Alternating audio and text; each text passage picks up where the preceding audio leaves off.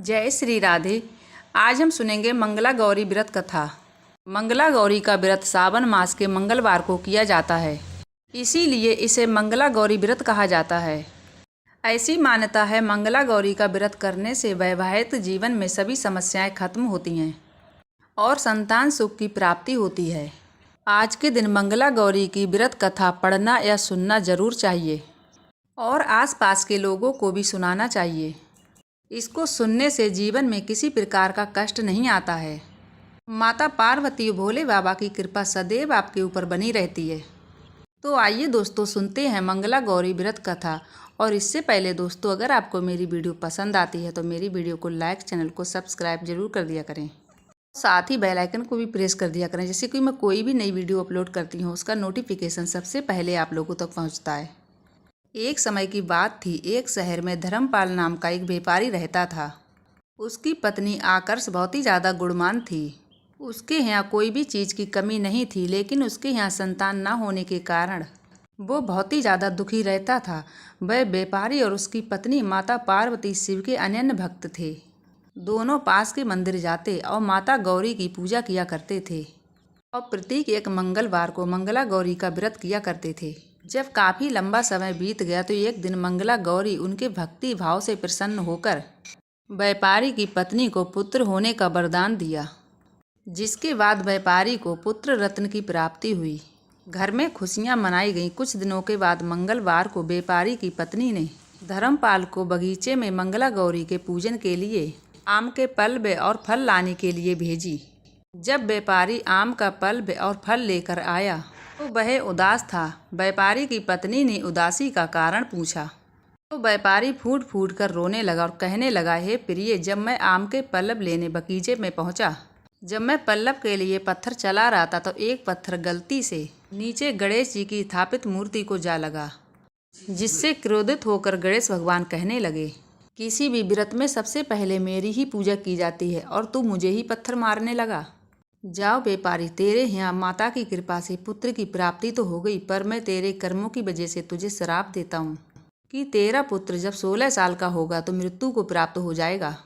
तब तुम्हें इसके बारे में पता चलेगा कि दर्द क्या होता है। इतना सुनते ही व्यापारी की पत्नी व्यापारी से बोली, हे नाथ, होनी को भला कौन टाल सकता है। माता गौरी की कृपा से हमें पुत्र की प्राप्ति हुई है और वही हमारे पुत्र की रक्षा का रास्ता दिखाएंगे। भरोसा रखिए और आज खुशी का दिन है तो खुशी मनाइए, बाकी सब माता गौरी पे छोड़ दीजिए। पुत्र की प्राप्ति होने से व्यापारी का समय कैसे बीतता चला गया उसे थोड़ा भी एहसास नहीं हुआ और देखते ही देखते उसका पुत्र 12 वर्ष का हो गया। व्यापारी अपने पुत्र को काशी पढ़ने भेजना चाहता था, पर इससे पहले उसने अपने पुत्र की इच्छा जानना चाहिए। परंतु व्यापारी का पुत्र बोला, पिताजी, मुझे पढ़ने में अब थोड़ी भी रुचि नहीं है। मेरी केवल इच्छा है कि मैं लोगों की सेवा करूं। ये बात सुनकर व्यापारी सोच में पड़ गया। फिर उसे याद आया कि गणेश भगवान ने उसे श्राप दिया है कि उसके बालक की मृत्यु 16 वर्ष में हो जाएगी। इस तरह से मेरे पुत्र की शेष आयु सिर्फ 4 साल बची है, तो क्यों न इसकी खुशी जिसमें है वही कार्य करने दिया जाए। यह सोचकर उसने पुत्र से कहा, बताओ पुत्र, मैं तुम्हारे लिए क्या कर सकता हूँ। तो बालक ने कहा, है पिताजी, तुम मेरे लिए चौराहे पर 2 घड़े पानी और कुछ मीठा रखवा दीजिए। मैं आते जाते सभी प्राणियों को मीठा खिलाकर पानी पिलाने का काम करूँगा।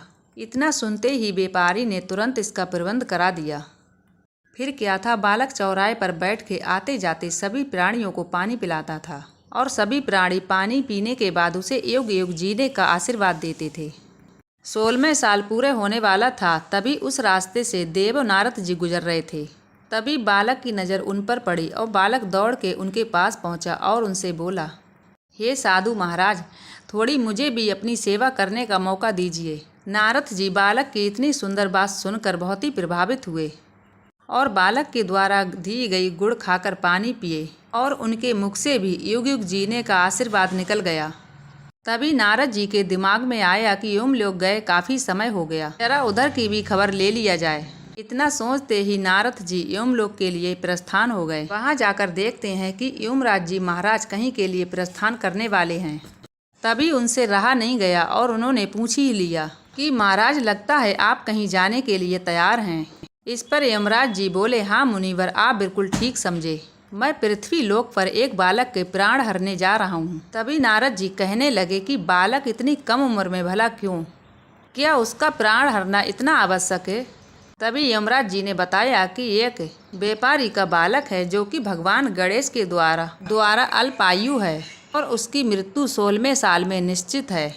आज उसका 16वां साल पूरा होने वाला है, परंतु आज भी वह बालक अपनी मृत्यु से बेखबर होकर रास्तियों को मीठा खिला रहा है और मीठा खिलाकर उनकी सेवा कर रहा है। उतना सुनकर ही नारद जी का माथा ठनका। आप कहीं व्यापारी धर्मपाल के पुत्र के बारे में तो ना कह रहे हैं? तब यमराज जी ने कहा, आप बिल्कुल ठीक समझ रहे हैं। इतना ही सुनते नारद जी ने कहा, ये तो असंभव है। मैंने भी उस बालक की सेवा प्राप्त की है और मीठा खाकर पानी पीकर उसे जुग जुग जीने का आशीर्वाद देके आया हूँ। भला एक ऋषि की वाणी कैसे असत्य हो सकता है? इस बात सुनकर यमराज जी बोले, ये सब मेरा काम नहीं है। मेरा काम किसी भी प्राणी का उसके निश्चित समय पर प्राण हरना है, तो मैं करने जा रहा हूँ। इसके लिए आप गणेश की माता गौरी के पास जाएं और उससे ही बालक की प्राण की रक्षा के लिए याचना करें, तभी कोई काम बन सकता है। इतना सुनते ही नारद जी दौड़े दौड़े कैलाश माता गौरी के पास पहुंच गए और देखा वहां स्वयं भगवान शिव और गणेश जी बैठे हुए हैं। इसके बाद नारद जी ने सारी बात बताई। इतना सुनते ही माता गौरी ने कहा, ये तो घोर अनर्थ हो जाएगा कि एक ऋषि का दिया हुआ आशीर्वाद असत्य हो जाए और गणेश का भी दिया हुआ श्राप व्यर्थ नहीं जा सकता।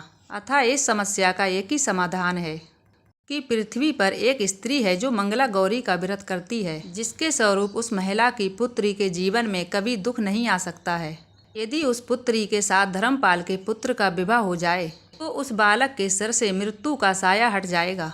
इतना सुनते ही गणेश भगवान मंद मंद मुस्कुराते माता गौरी से बोले, आप धन्य है माता, किसी के प्राण कैसे रक्षा करनी है ये तो कोई आपसे सीखे। और अपने स्थान से उठकर गणेश भगवान ने माता गौरी के चरणों में अपने सिर को झुकाया।